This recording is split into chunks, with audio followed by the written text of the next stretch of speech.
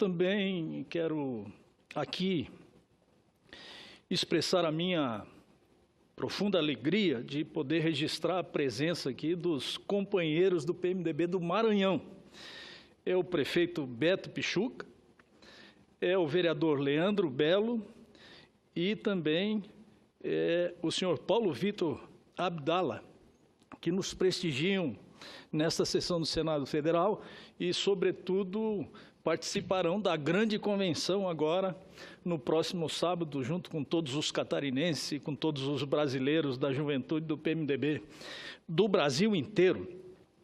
E aproveito para mencionar que o PMDB não é grande só pelo seu tamanho. O PMDB é grande pela sua história, pelas suas conquistas, porque foi o único partido, é o único partido que esse ano vai completar 50 anos com o mesmo nome, com a mesma sigla.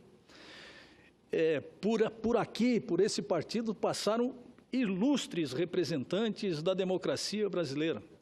Há que se registrar a luta pelas diretas, a luta pela democracia, e há 50 anos que o PMDB vem defendendo a justiça social, a democracia e os princípios que são basilar da democracia brasileira, e por isso quero enaltecer aqui a presença dos nossos correligionários, dos nossos amigos, dos nossos companheiros, dentre eles o nosso ex-ministro Garibaldi Alves, que é um dos mais ilustres também representantes do PMDB de todos os tempos.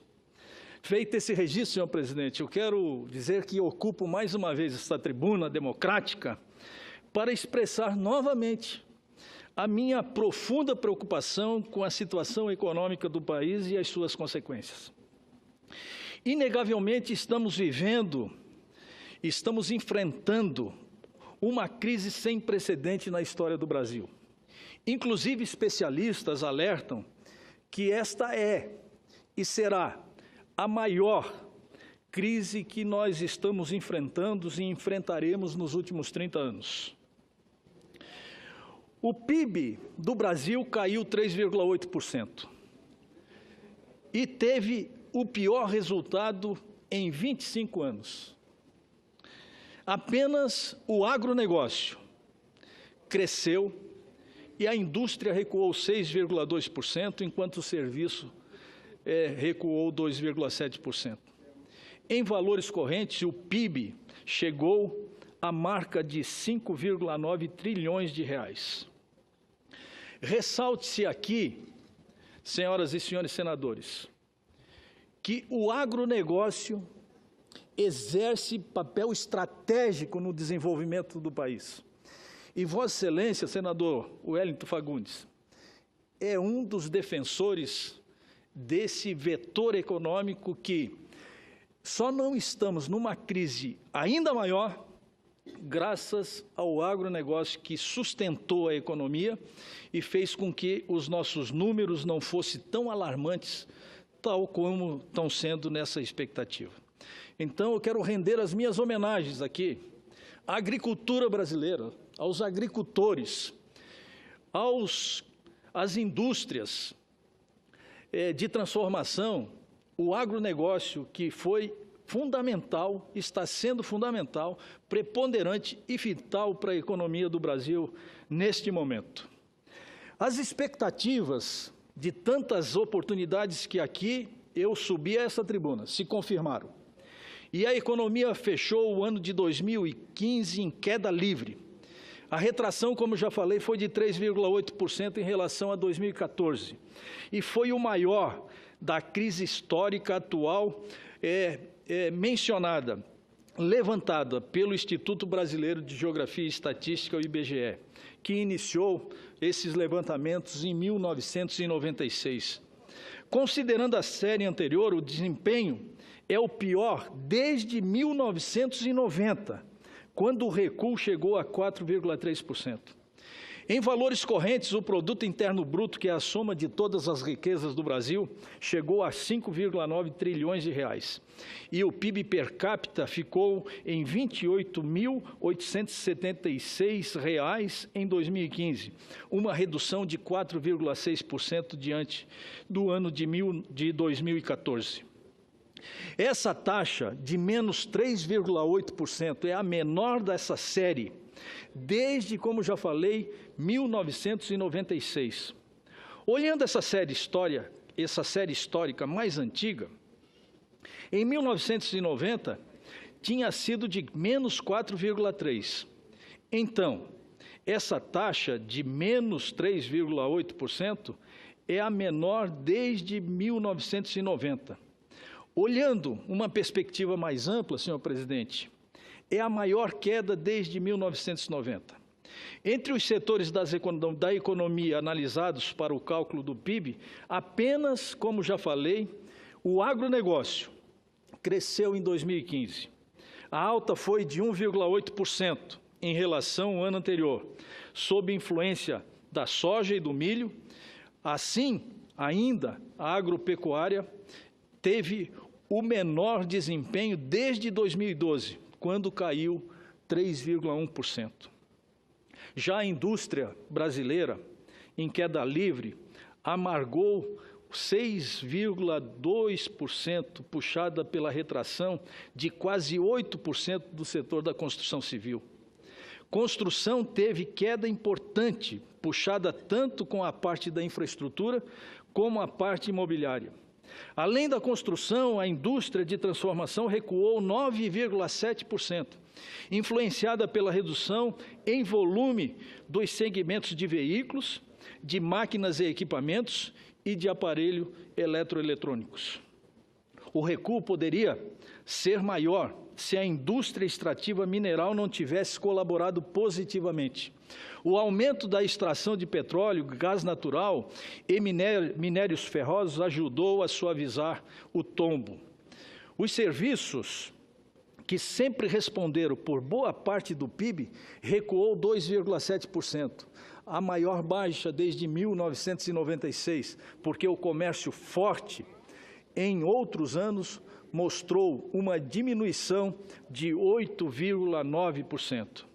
Os serviços, os que mais caíram, são exatamente os correlacionados com a indústria de transformação e no comércio. A queda no PIB também sofreu influência do resultado negativo dos investimentos. No ano anterior, o recuo havia sido bem menor, de 4,5%. Com isso, a taxa de investimento caiu de 20,2% em 2014 para 18,2% do PIB no ano seguinte. O consumo das famílias, como é óbvio, que durante muitos anos puxou o crescimento da economia brasileira, recuou 4% em relação ao ano passado, e revertendo, então, o aumento de 1,3% em 2014. O IBGE afirma que este resultado vem da deterioração dos indicadores da inflação, dos juros altos, da falta de crédito, do desemprego e da renda ao longo de todo o ano de 2015.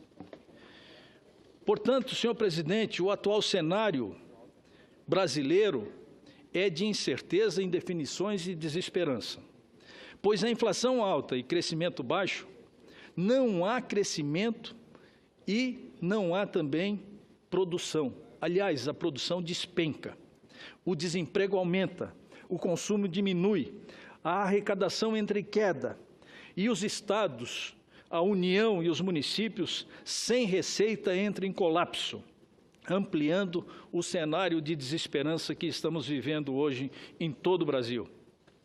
E o que é pior, com essa taxa de juros na ordem de 14,25%, na minha modesta opinião, não temos como retomar o crescimento econômico. Só para termos uma ideia do atual cenário, em 2015, o Brasil, a nação brasileira, desembolsou cerca de 500 bilhões de reais com o pagamento dos juros e serviço da dívida. enquanto investiu apenas 120 milhões, 130 milhões aproximadamente em saúde. E o retrato se repete na educação, que também ficou em torno de 120 bilhões de reais. E, o que é pior, as nossas rodovias federais, as nossas tão sonhadas duplicações que levam o progresso do Brasil para todos os cantos dessa nação, teve apenas os míseros 20 bilhões de reais investidos no ano de 2015. Aí eu fico a me perguntar, que país é esse que nós estamos vivendo, quando, na verdade, desembolsamos cerca de quase 50% de tudo que arrecadamos com o pagamento do serviço da dívida e dos juros, enquanto investimos em saúde apenas 1/3 desse valor, que é do pagamento da dívida e dos juros. Não é possível que o Brasil continue com essa sangria desatada, não é possível que a gente não enfrente isso com firmeza, com atitude, e, sobretudo, com dignidade, para escrever um novo cenário na história econômica do Brasil. Não é possível que nós vamos conviver com isso muito tempo. Isso vai nos levar a uma crise sem precedente na nossa história. Isso é um absurdo. Eu não posso, senhor presidente, me conformar que o Brasil esteja mantendo os juros altos de 14,25%, quando, na verdade, esse instrumento, por tudo que eu já estudei, que eu não sou economista, é um instrumento para frear a inflação. Ora, nós não temos inflação de demanda. A inflação que nós estamos vivendo hoje no Brasil é uma inflação de preços administrados e, sobretudo, de alimentos, o que efetivamente me leva a crer que nós precisamos tomar uma atitude urgente com relação a essa questão dos juros no Brasil. Portanto, na minha modesta opinião, como já falei, não existe saída para a crise com juros nessa condição, com esses juros estratosféricos, sendo um dos maiores juros do mundo. Os Estados Unidos, no ano passado, diminuiu os juros e ampliou o déficit para incentivar o crescimento econômico. A China diminuiu várias vezes o juro no exercício de 2015 para incentivar o crescimento econômico. E nós aqui no Brasil aumentamos a taxa de juros. Nós estamos na contramão da história do crescimento econômico e das políticas econômicas modernas, das quais eu quero defender. Portanto, não acredito que sem essa condição, sem nós refletirmos sobre essa condição, nós vamos conseguir avançar numa política econômica mais consistente. E para finalizar, senhor presidente, eu quero aqui conclamar os meus distintos companheiros, colegas, senhoras e senhores senadores, para que a gente possa avançar nesse tema que desorganiza a produção e desestrutura os orçamentos domésticos. E nós estamos vendo isso no dia a dia, de irmãos, de companheiros que sistematicamente, senador Garibaldi Alves, têm perdido seus empregos. E não tem política social mais importante do que um emprego para o cidadão. Um cidadão desempregado é um cidadão com autoestima baixa, diminuída. Ele não tem orgulho para continuar sobrevivendo e sustentar a sua família com dignidade e com respeito. Nós não podemos permitir que o desemprego continue avançando no Brasil. Já há expectativa de que podemos chegar a 15% a taxa de desemprego no ano de 2016. Um absurdo, não tem coisa pior do que o aumento da taxa de desemprego. Portanto, eu, antes de concluir, senhor presidente, me permita ouvir o nosso ministro e o nosso líder, senador Garibaldi Alves. Senador Dário Berger, eu creio que Vossa Excelência tem razão nessa enfática defesa do setor agropecuário do país, que é, na verdade, um setor que vem resistindo a essa crise econômica e dando ainda sinais de vitalidade. Claro que Vossa Excelência se refere aí a um instrumento de política monetária, que é a política de juros.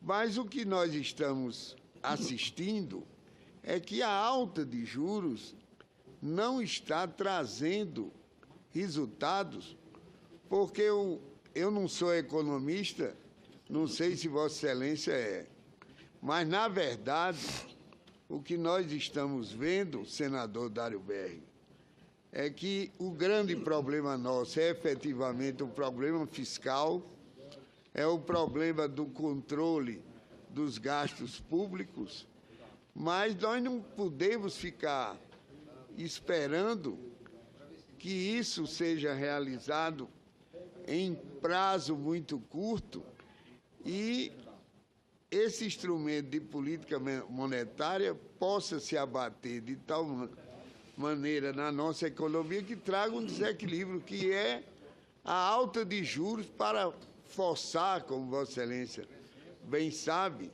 forçar a queda da inflação. Mas isso não está se realizando. Eu queria me solidarizar com Vossa Excelência. O presidente, o Hélio Fagundes, também é um defensor da economia agrícola do nosso país, representada pelo setor agropecuário, principalmente da região do senador Hélio Fagundes e da região que Vossa Excelência representa. Bem, eu agradeço a parte de Vossa Excelência, fico bastante orgulhoso e sensibilizado que Vossa Excelência vem corroborar, vamos dizer assim, com um cenário de preocupação que eu mesmo externei aqui por diversas vezes dessa tribuna do Senado Federal. E não o fiz com o intuito de criticar o governo, mas sim de alertar o governo para que tome as providências necessárias, porque, como eu falei aqui, nós estamos na contramão, porque a inflação, a taxa de juros como instrumentos para baixar a inflação, não está tendo resultados práticos. Pelo contrário, enquanto outros países têm adotado a política inversa, nós estamos ainda naquela velha e máxima tradição dos juros altos. O problema dos juros altos, meus prezados senadores, é que ele desestrutura a produção. Com juros altos não tem crédito. Se não tiver crédito, não tem investimento. Sem investimento não tem produção. Sem produção não tem riqueza. Sem riqueza não tem consumo. Sem consumo não tem imposto. E sem imposto, a União não vive, os estados vão à falência, como nós estamos percebendo aí, e os municípios estão numa situação de quase calamidade. Não conheço um prefeito que esteja bem hoje no meu estado. E eu tenho a impressão que isso se configura também nos outros estados da federação. Eu tive o privilégio de ser prefeito de 2 grandes cidades. E naquela época, senador Zé Medeiros, nós disputávamos para saber quem era o melhor prefeito.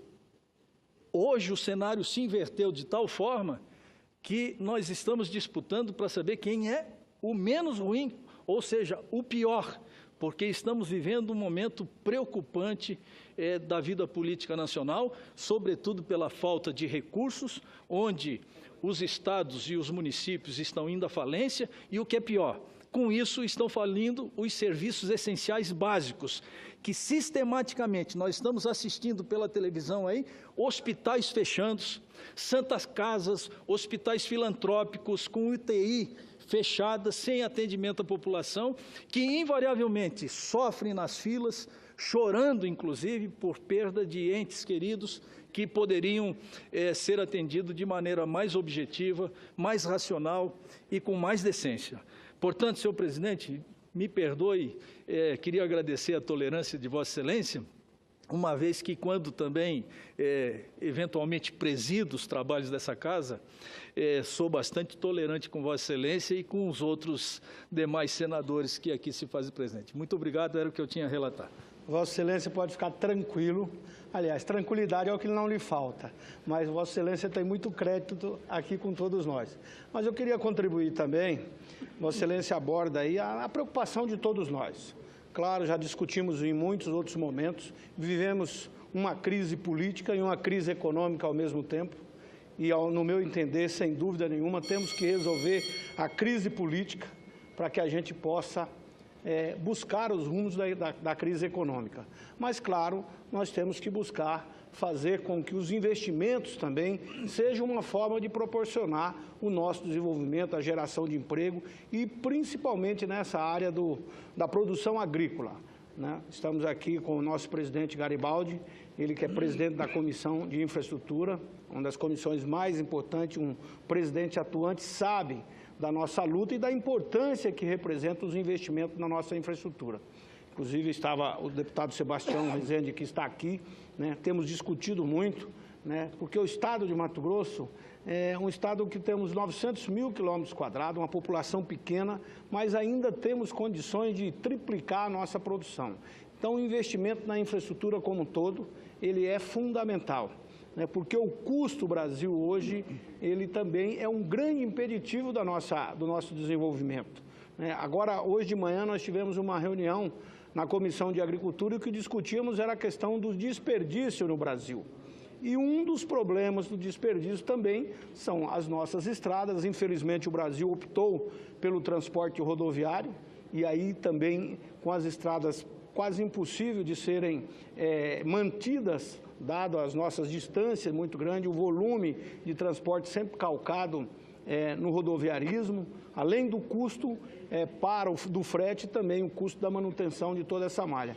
Por isso, o investimento nas nossas ferrovias, esta semana, inclusive, é um assunto que vou abordar daqui a pouco, o investimento nos portos também, um evento que tivemos em Cuiabá, mas é toda uma complexidade que Vossa Excelência aborda com muita propriedade e eu tenho certeza que vamos ter que nos debruçar muito, né? Essas próximas semanas, e Vossa Excelência que pertence a um dos maiores partidos do Brasil, né? Um partido tradicional, como Vossa Excelência aqui já disse, sim, completando aí meio século, né? E tem uma responsabilidade, claro, muito grande na condução, porque também tem o vice-presidente da República, mas eu espero que através do diálogo a gente possa encontrar o caminho, como Vossa Excelência mostra no seu pronunciamento. Eu agradeço mais uma vez Vossa Excelência pela parte, peço licença para incorporar o meu pronunciamento. Eu acho que só enaltece, fruto da capacidade que Vossa Excelência tem de sintetizar as coisas e perceber que esse é um dos graves e emergentes problemas que nós temos para enfrentar. Obrigado, presidente.